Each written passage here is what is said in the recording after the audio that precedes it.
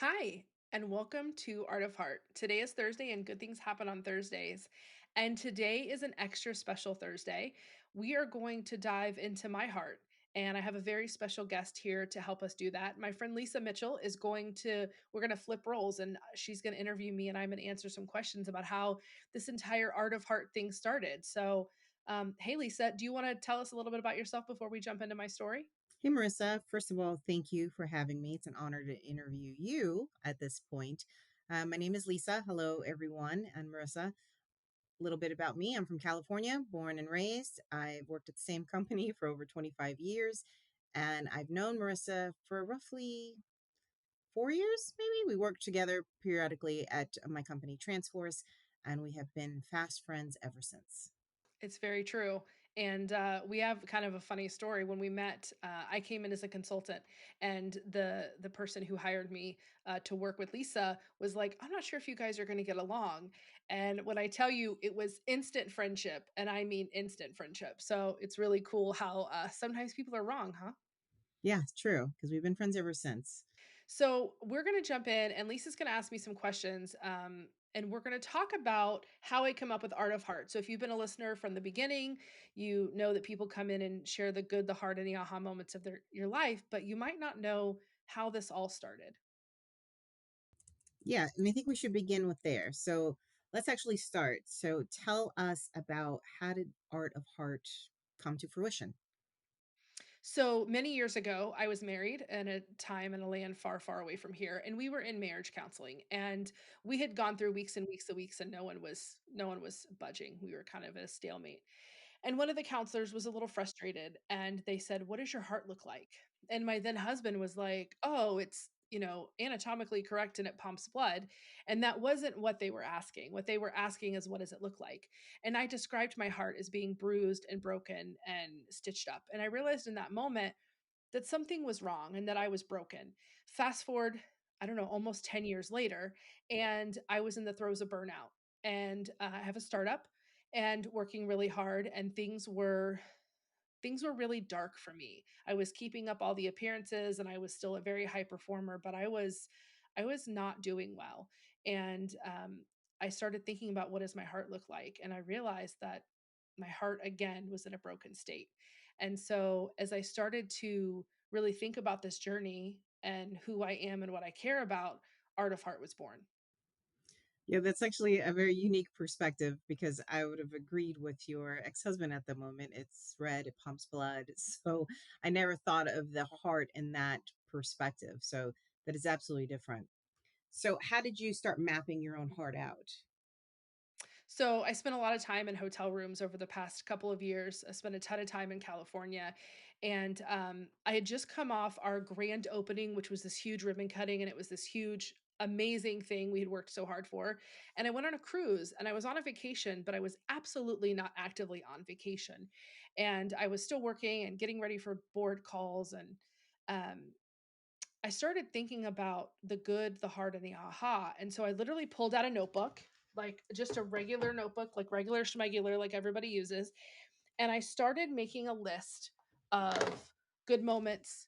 And I literally just scribbled down what my heart looked like. It wasn't this big production in the beginning. It was just like, okay, the good moments were like seeing a glacier, and when I saw a glacier, my felt heart felt so expansive, like I was this little tiny thing in this great big world. And then I mapped some hard moments where I felt really alone, and my heart felt so empty, like this big giant crevice. And there was nothing for miles. Think of, like, two mountains, and you're this little tiny person on a windy road. And I started having more and more of these aha moments where I was like, oh, what I thought was making me happy, right? Like all the success, like becoming a co-founder or having this big launch. Yeah, those are great accomplishments. But in my happy column, those things were not. And those simple maps of this is what my heart looked like all of a sudden led me to understanding my joy. And for me, my joy is adventure, wonder, think fireflies and rainbows, and genuine human connection. And so being able to understand that about myself was huge because I didn't know that before. I had no clue. So it's kind of from what you're saying is kind of you did journaling through and became through self-discovery, right? So trying to figure out how your heart looks in certain aspects of your light, or I'm just paraphrasing. Tell me if I'm incorrect or correct. No, you're 1,000% correct. But the thing is, I had never taken time to think or care about myself before. I was always running a business or helping with my family, or I was always chasing all these other things. People don't stop to be introspective. You just don't. Sure. So what surprised you the most so far in going through all this? That success doesn't actually bring me any joy. I'm super career driven. That's what I always thought. I always thought like if I could just get to an exit or if I could just get to this point in my career that I would be happy. And that isn't at all what made me happy. And so I had to then rethink my entire life. Now, it's not that I don't want to work hard and I don't want to have those business outcomes. It's not that at all. But my joy does not lie in that. I have just as much joy driving along and seeing a beautiful mountain with a glassy lake than I do these accomplishments. Sure, and that can come with also just maturity, again, with self-discovery, learning what truly makes you happy. And I guess that's a perspective for everyone to take as well. So if you stop and think what truly makes one happy, it may or may not be the career goal, could be family, could be children, but everybody is different. They really are. And what makes me happy is not what makes you happy, although we share a few things in common. But really, like and as thick as thieves, right? But we have different things that bring us joy, and that's normal. So tell me, out of all this, how did the art of heart actually come to fruition in total? Like how did you come up with the concept, decide you were going to take this to the next step? Tell us a little bit about that. Yeah, so my business brain doesn't go anywhere, right? Like I'm still me. I'm still wired on process and procedure and business. And I was like, if I got to do anything with the rest of my life, I would love to talk about people's hearts. I would love to create a common language and be able to communicate not only with my people better, but to be able to have this like opening of my heart. And so I mapped a plan and I'm like, okay, we are a lot of things as humans, but we have our personal life or our hearts, and we also have our careers typically. And so I was like, okay, if I want to better understand who I am as a person, then that's where Art of Heart comes in. It's the common language, it's mapping of your hearts, and it's sharing of the stories. The more I started telling people that I was trying to figure out my hearts and I was asking them what their heart looked like, all of these stories were coming out. People were sharing sometimes things they had never shared before because people want to share their stories. And when you think about these stories as waypoints of the fabric of who you've become, everybody has these fabrics. It's not just me, it's not just you, it's everybody has these stories. And then it was like, okay, how do we share these stories? Well, we're going to share it through a podcast because that way it's super accessible for everybody. And people can see that whatever chapter of their life they're in, there's another chapter coming. And here's a real life person who's been through whatever it is. And then on the business side, I was still in the throes of burnout. Burnout is real. And I didn't even know until literally Googled what are some checklists or what are some symptoms of burnout. And I was like, oh, I have all of those. And that's not great. And so I'm like, okay, so how do I take what happens to me and my heart in the business world? And so I literally sat down and created a framework on how do I become the most whole version of myself that shows up every single day as me, not as who everybody wants me to be. Now, as you're going through this process, has any of your heart changed? 1,000%. So if you would have asked me what my heart looked like the day that I was mapping, I would have told you that my heart was probably broken into three chunks, and all gray or black. Not there was no color. It was just like work. It was personal obligations, and it was the fragment of me I thought existed, but I didn't know who it was. And now my heart is so vibrant. Like I'm doing a better job at my real job, right? Like at my startup because my burnout, right? The thing that pays the bills. Um, the real job, like I'm so much better because I'm healing from the burnout. And I show up every day and I'm like, okay, wait, how is my battery? How do I feel? What can I do? So my heart now is like this radiant, like pulsing out. Like imagine a sun that like explodes with all the rays. I feel so much better, not only as a person, but like the fact that I can help other people share their stories and figure out their hearts. pretty cool. So you've referenced in other podcasts and even a second ago about the battery. Explain that metaphor again to us so everybody's clear understanding of what it is. Absolutely. So I wrote this book called Lead with Heart, and it's a really short read. It's like 88 pages, and the idea that it's part book, part workbook. So it takes you through some prompts to figure out whether you're suffering from burnout and then what to do. So one of the things that I realized very early on is that we look at our phone batteries all the time.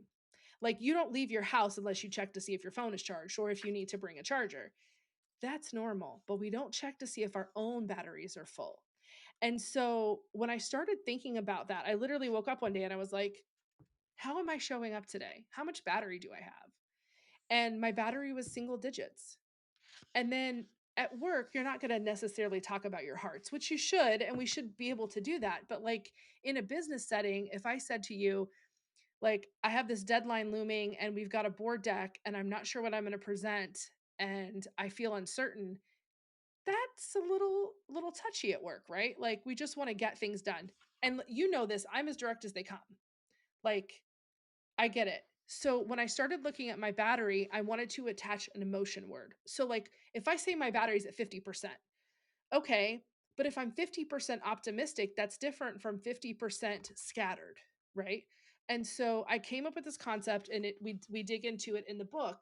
And the idea is that you check in on yourself every day through what I call the heart check. So, how is my battery? Add an emotion word.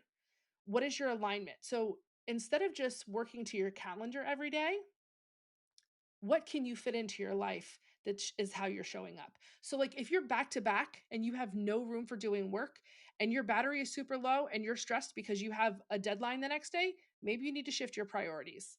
The next is relationship. Who needs a touch base? And then the last is tether. And tethers have been the thing that have impacted me most in both Art of Heart and Lead with Heart. Tethers are ways to come back to yourself.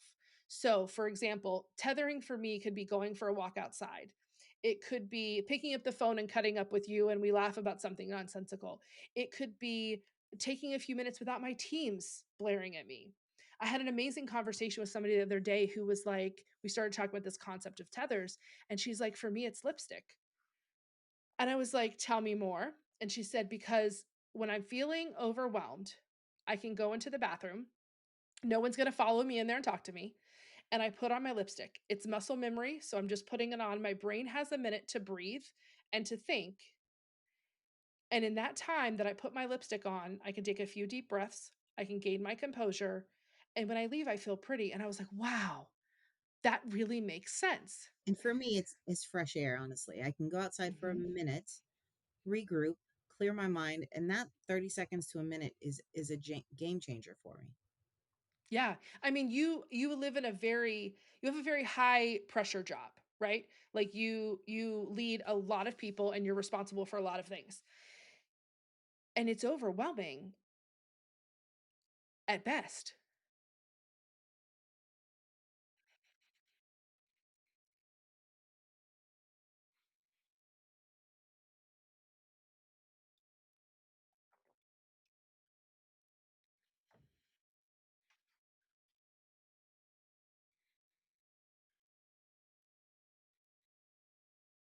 Yeah.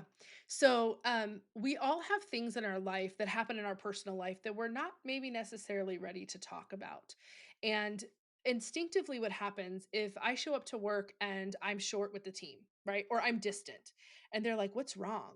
The first assumption is there's something, our jobs are at risk, or I've done something to upset her, or there's some other thing happening. Well, it could be, and I give this story in the book that, like, when my dad was dying, a few years ago, everybody was great and my phone was ringing. Everybody wanted to help and support me, but I didn't want to go through the story one more time. I didn't want to explain all the details of what was happening because it was hard and it was heavy.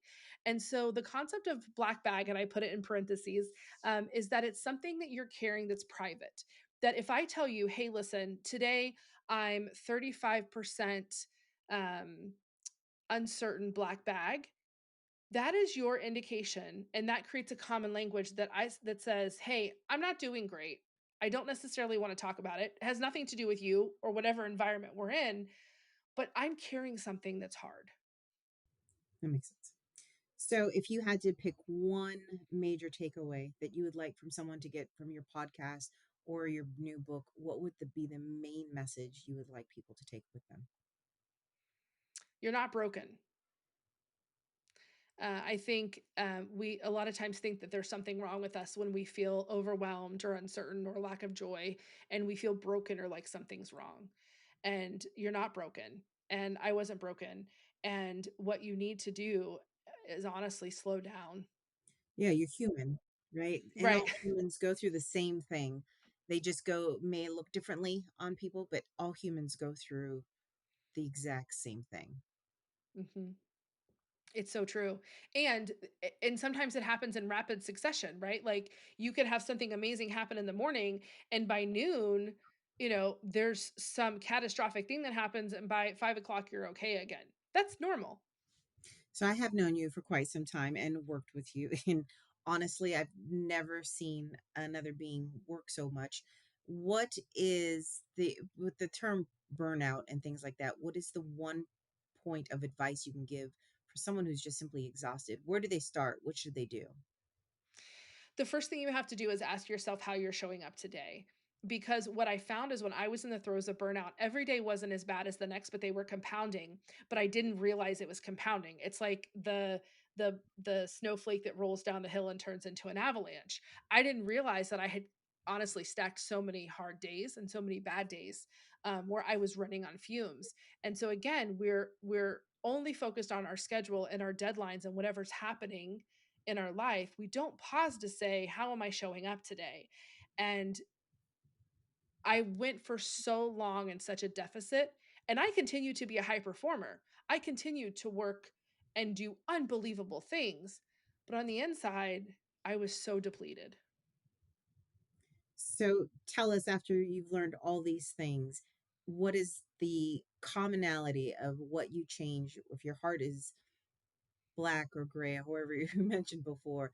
How can you change that in an instant? What is your specific example of what you can do for yourself? What do you Yeah. do? What does Marissa do? So I prioritize myself and I never did before. And so I think part of that has to do with I was always super self-confident, but I didn't have any self-worth. And so I was always trying to prove to everybody that I was always enough, right? And when that shift happened in me and I could prioritize myself, everything started to change. Again, it doesn't mean I don't work hard, it doesn't mean I don't contribute to my family, it doesn't mean I don't pick up the phone and but I'm coming to it from a different place. I'm not coming to it as trying to prove myself or make sure that you still wanna be my friend tomorrow. I'm coming to it from a place of, I wanna interact, I wanna do a good job, but I prioritize myself, I prioritize sleep. It's one of the things I've really learned that I need.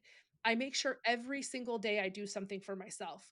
A face mask is not self-care. It's not. I'm sorry, everybody at Neutrogena, it's just not. But I prioritize, for me, I like to swim and I like to train and I like to make sure that I get outside every day and put my feet in the ground. And if I am walking to my house and the stars are beautiful, I will stop and look at the stars. Where before I always like, well, I gotta hurry up and do this. I don't have to hurry up and do anything. I can take those 60 seconds and look up and think, wow, there's a beautiful galaxy. I went to a funeral not too long ago, and a preacher said something that is embedded in my brain for the rest of my life. The person who passed was quite young, and he said, "Everyone has an end date," and it's the truth. You do have to prioritize your own well-being, and you have to be selfish. You have to take care of yourself before you can take care of anybody else. I'm a firm believer in that. Yeah, the oxygen mask theory is so real. And Yeah. the thing is we think that if we just keep showing up, even though we're so depleted, that it's going to be okay, but we're not showing up as the best version of ourselves. We're not as nice, we're not as patient, we're not as kind, we're not present in the moment. I can't tell you how different it's been the past 4 months to be more present. I was missing a lot of things because I would be there, but I was not there. I was either just trying to get through whatever I was doing to get to the next thing, but I wasn't present. And I think we hear a lot of stuff, like we hear like, "Oh, be present," or like, "Oh," like to your point, there's an end date. But I don't think we stop to think about like, what does that mean? I agree. I agree. I don't think people stop and think like, you don't know. You don't know how long you have on this earth. So, is your life meaningful, and did you make decisions to make yourself happy? You can't Mhm. always run out of battery making everyone else happy for you. Yeah, absolutely. So, where do you see this going? What is your ultimate goal and message for everyone that is listening? So I would love for this to be common language that whether it's in our homes or our schools or our businesses, it's commonplace for people to ask how someone else's battery is and run a heart check. I would love for people to be able to communicate and say, like, how my heart looks, whether it's good or bad or whatever, hard or whatever the is, and also be able to share that with somebody else. Like, my friendship with you is such a stabilizing factor in my life and has been since the very moment. And Lisa, just for everybody to know, is not this touchy-feely warm person. Let's just be very, very clear, right? And so, but when I think about what my heart looks like, knowing that you are there, it is a very, very firm rock foundation. It's like marble. It's like a slate of marble because I know that it's impenetrable. It's not going anywhere. And it's such a stabilizing force. And I think we forget sometimes that it's important to tell each other how we feel because again, you don't know when your expiration date is and and and these moments pass. And so if people were to share with people that they loved, hey, you make this is what my heart looks like when I think about you. Um, to somebody else, if they heard, oh, her heart looks like marble when she thinks about that friend, it may not make sense. But someone, if they knew us, they would know why that makes sense. And so I want this to become common language. And I think with common language, we have then more understanding about ourselves and each other and more common alignment. So, if you obviously burnout is a very large thing, especially in the corporate world and what we do for a living. And that is the most difficult things to be able to teach someone to calm the burnout down or to change their behavior. What is one suggestion or a simple tip that you can give everybody that you would suggest that they start doing that they can do immediately? Absolutely.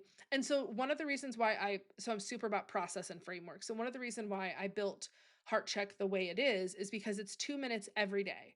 So if you just woke up this morning and you said to yourself, "Where's my battery? How do I feel?" And then you made decisions based on how you felt, not based on your schedule. Just think about it. If you did nothing, if you put nothing else in place other than tomorrow when you wake up, ask yourself, "How do you feel? Where's your battery?"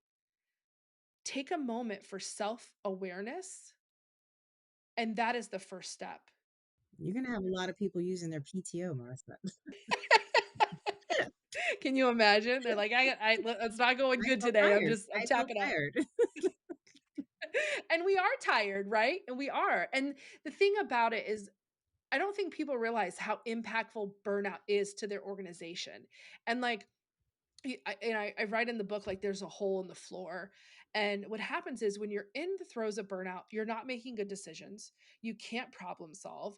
You're super inefficient. Actually watched a burnout specialist just the other day on YouTube, and she said that she would jiggle her mouse and stare at the screen and do nothing. So her teams would not would look like she was working, but she was just staring at the screen.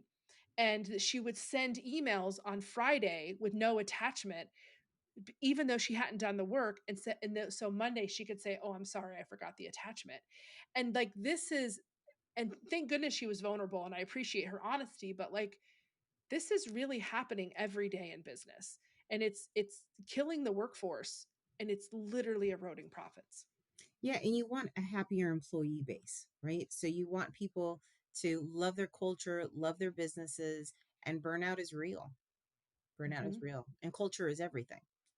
Culture is everything. So, you work for a company who, back in the day, had an amazing culture. In fact, when I first came into the organization, that's all anybody talked about, and people had worked there for a million years. I mean, we know how old you are. So, but anyway, but they had worked there for a really long time, and they were all friends. Yeah.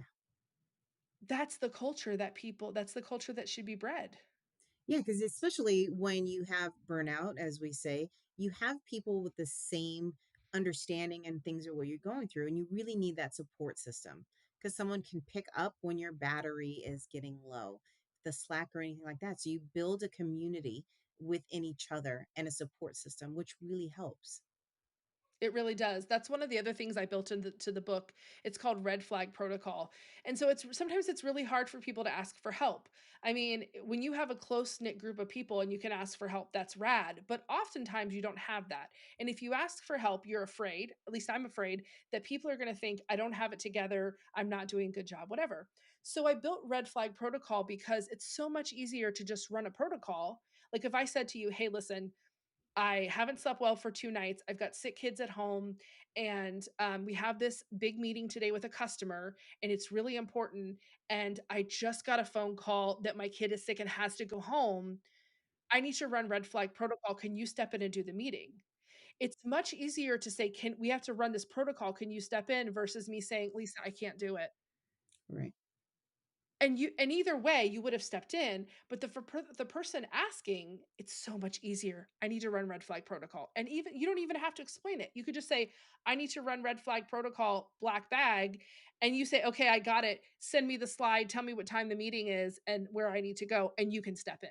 Yeah, it's like a coach mentality, right? You're really helping your teammate out. You don't need all the details, but you just know it's a red flag protocol. So I get it. Yeah, you just need to something has to be done. And honestly, it's so much better for the business because when people show up depleted, what if that person had bombed the meeting because she just couldn't even think straight? That happens. Of It course. doesn't mean that she's not a super valuable employee. It doesn't mean that she doesn't do an awesome job. It means that when that meeting was said in that moment, she hadn't slept in 2 days, she's got sick kids and one who's gotta go home. Yeah. That's real life. All right. So my final question, Miss Marissa, what does your heart look like today? So, my heart today, um, is super sparkly. Imagine like iridescent stones just sparkling in the light. I feel so full and my heart is so multidimensional now because I get to do really cool things with my startup. I'm doing amazing things with Art of Heart. The podcast went to number 5 in Indonesia, which is so amazing. And the book launch is today, even though when you guys are listening to this, it's not, but the book launch is today. And I'm really proud of the work I'm doing in a way that it matters and I'm getting such incredible feedback and people are coming out of the woodwork to support me and I just hope that this continues and my heart continues to sparkle. I think either way it will. Awesome. Thank you so much for being my interviewer today. And, you know, as we continue this journey of Art of Heart and Lead with Heart, I just want people to know that like you're doing a great job and you're going to have ups and downs and there's going to be different chapters. But, the more marble friends you can have in your life, the better off you'll be.